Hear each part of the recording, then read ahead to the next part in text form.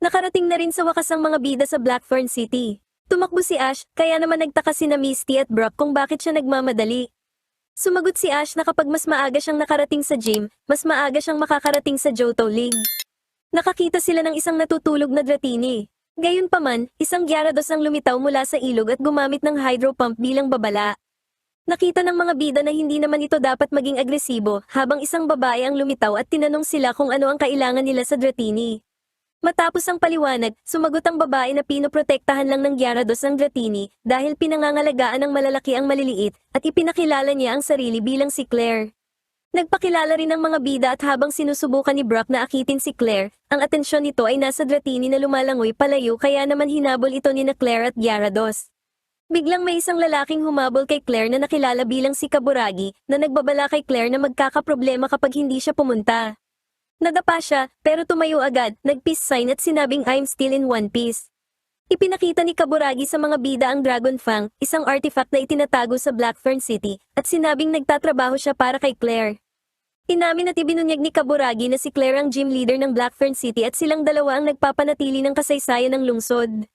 Ikinwento ni Kaburagi na may isang masamang dragon Pokemon noon na nanakot sa mga tao sa mismong lugar na kinaroroonan nila, at tinalo ito ng unang gym leader at kinuha ang pangil nito, na siyang tunay na Dragon Fang. Ipinapasa-pasa ito ng mga gym leaders, at ngayong araw ay dapat nang simulan ng purification ritual nito. Sa gilid ng ilog ay naroon ang Team Rocket. Habang nagpapahinga ang Team Rocket, napansin nila ang isang Dratini. Inutusan ni James ang Weezing na kunin ang Dratini, pero tinangay sila ng alon mula sa hydro pump ng Gyarados. Lumitaw si Claire sa harap nila at pinrotektahan ang Dratini mula sa panganib. Gusto pa rin ito ni Jessie at inilabas ang Arbok na gumamit ng Poison Sting. Gayunpaman, sinalag ng hydro pump ng Gyarados ang atake at pinatalsik ang Team Rocket. Dumating ang mga bida kasama si Kaburagi na nagpapaalala kay Claire na kailangan na niyang linisin o i-purify ang Dragon Fang. Sumagot si Claire na alam niya iyon, pero alam din niyang magpapalit na ng balatang Dratini at kailangan niya itong samahan. Sinundan ni Claire ang Dratini, pero nakiusap si Kaburagi na tapusin ang ritual na nagaganap lamang tuwing 3 taon. Kaya naman, nakita nilang lahat na kailangan muna nilang maghintay na matapos ang pagpapalit ng balat ng Dratini, habang napagtanto naman ni Ash na hindi muna siya makakahiling ng gym match. Nagmasid ang Team Rocket, at naisip ni Meowth na dapat nilang ibigay ang Dratini sa kanilang boss. Tumanggi si Jessie na ibigay ito sa kahit na sino, pero alam nilang kailangan nila ng magandang plano para maagaw ito mula sa gym leader. Nakita ni Claire na may mga bato sa ilog at napagtanto na ang kanyang Gyarados ay masyadong malaki para makalusot sa mga ito, kaya ibinalik niya muna ito sa Pokeball. Nagpahinga muna si Claire at binigyan ng onigiri ang mga bida at ang matanda, na nagustuhan naman nila. Humiling si Ash ng gym battle kay Claire pagkatapos magpalit ng balat ng Dratini, dahil kailangan niya ang huling badge at ipinagmalaki ang 7 niyang badges. Humanga at namangha si Claire sa koleksyon ng kanyang badges kaya tinanggap niya ang hamon nito. Nakita ni Kaburagi na napanalunan ni Ash ang Glacier Badge at nabalitaan niya ang gulo sa Mahogany Town kasama ang galit na Red Gyarados. Inamin ng mga bida na totoo ang kwento noong nakatagpo nila si Lance na tumulong sa kanila at nalamang si Lance ay miyembro ng Elite Four at ng Pokemon G-Men. Kilala ni Claire si Lance dahil pinsan niya ito dahil maraming Dragon-type trainers ang naglalagi sa Blackthorn City. Sinanay pa nga niya noon si Lance bago siya nalampasan nito sa galing. Biglang lumapit sina Jessie at James na nakadamit bilang mga matatanda at hinangaan ng Dratini. Kumuha si James ng mga larawan ni na Jessie at Dratini. Nakiusap si Claire na tumahimik sila dahil kailangan ng Dratini ng pahinga. Tinitigan ni na Jessie at James ang Dratini hanggang sa naglabas si Jessie ng net para hulihin ito. Naghagis si Meowth ng smoke bomb na nagdistract sa lahat habang tumatakas ang Team Rocket.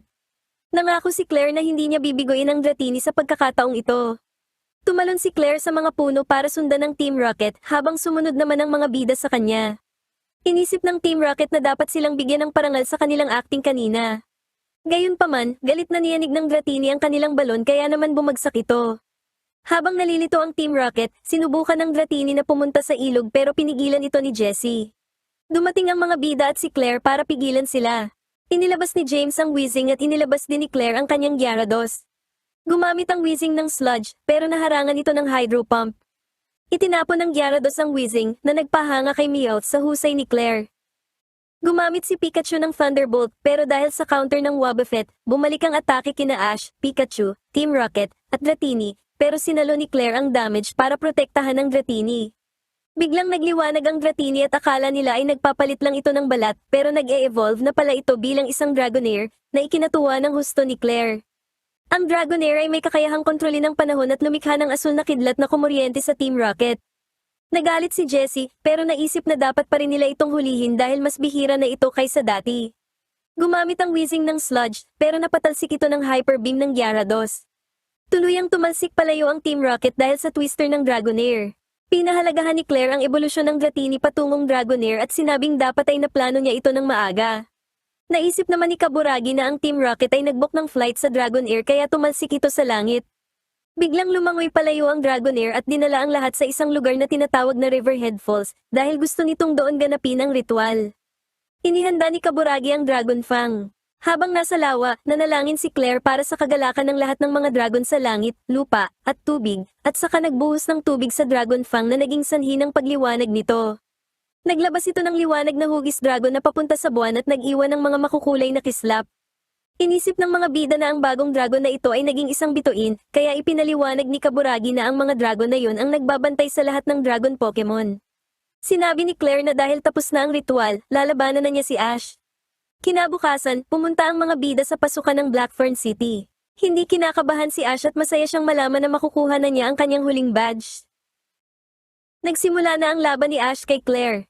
Nag-aalala si Misty para kay Ash, pero alam ni Brock na kahit ito ang pinakamahirap na gym battle ni Ash, hindi siya nakakuha ng 7 badge para lang matalo sa huli. Unang inilabas ni Claire ang isang Kingdra, kaya naman pinili ni Ash si Pikachu, na kinoryente ang Kingdra gamit ang Thunderbolt.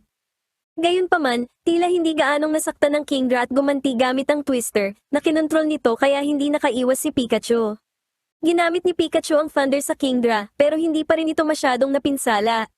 Gustong malaman ni Ash kung bakit hindi tinatabla ng mga electric attack ang Kingdra.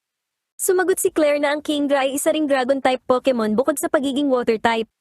Sinabi ni Brock na ang Seadra ay maaaring Water-type lang, pero nagiging Dragon-type ito kapag nag-evolve na bilang Kingdra. Inamin ni Claire na ang pag-survive ni Pikachu sa twister ng Kingdra ay karespe-respeto. Gumamit ang Kingdra ni Claire ng Hydro Pump at sinalubong naman ito ni Pikachu gamit ang Thunderbolt. Habang sinusubukan ni Ash na mag-isip ng paraan para talunin si Claire, nananaginip naman ang gising si Jessie tungkol sa Dratini. Inalok siya ni James ng kanyang mga paboritong donut na masayang kinain ni Jessie. Galit pa rin si Jessie kay Claire dahil naging Dragonair na ang Dratini at hindi na niya ito gusto. Gayunpaman, ipinakita sa kanya ni James ang larawan ng Dragon Fang, isang artifact na pwede nilang nakawin. Sumang-ayon si Jessie sa plano at kakain pa sana ng maraming donut, pero biglang nawala ang mga ito. Nagalit sila kay Wobbuffet dahil inisip nilang ito ang kumuha sa mga donut. Habang iniiwasan ni Pikachu ang Hydro Pump ng Kingdra, gumamit siya ng Quick Attack, pero tila walang epekto ito sa Kingdra. Ipinaalala ni na Brock at Misty kay Ash na maaari siyang magpalit ng Pokemon, kaya ibinalik ni Ash si Pikachu at inilabas si Noctowl. Palihim na lumapit ang Team Rocket sa gusali at ginamit ni Meowth ang kanyang mga kuko para buksan ang pinto. Iniwasan ni Noctowl ang mga atake ng Kingdra at pinalutang ito gamit ang Confusion. Ibinato ni Noctowl ang Kingdra sa pader pero gumamit ito ng Hydro Pump para makontra ang impact. Gumamit si Noctowl ng Hypnosis, kaya sumagot ang Kingdra gamit ang Agility para hindi ito makatulog. Pumasok ang Team Rocket sa loob ng gusali at napansin ang kahon na naglalaman ng Dragon Fang. Pinigilan ni James sina Jessie at Meowth, nagsuot ng goggles at nakita ang isang security system. Ginamit ni James ang isang robotic arm at kinuha ang kahon, kahit na baka wala itong laman. Gumamit ang Kingdra ng Hydro Pump kay Noctowl. Sinabi ni Claire kay Ash na dapat alam niyang hindi magiging madali ang huling laban na ito. Susubukan na sanang tapusin ng Kingdra si Noctowl gamit ang Hydro Pump. Nakita ng Team Rocket ang Dragon Fang, pero biglang lumabas si Wobbuffet at naitulak sila, kaya naman tumunog ang alarm. Lumabas sina Claire, Kaburagi, at ang mga bida at nakitang hawak na ng Team Rocket ang Dragon Fang. Tumakas ang Team Rocket gamit ang kanilang bangka, kaya inilabas ni Claire ang Dragonair para sakyan nila ni Kaburagi para tugisin sila. Inilabas ni Ash si Totodile at inilabas naman ni Misty ang kanyang Staryu at Politoed para tumulong. Nainis ang Team Rocket, kaya ipinasok ni James ang bangka sa loob ng isang kuweba, ang Dragon's Den. Ipinaliwanag ni na Claire at Kaburagi sa mga bida na ang kuweba ay isang maze na ginawa ng mga dragon daan-daang taon na ang nakalilipas at nangakong hindi hahayaan ng Team Rocket na dungisan ito.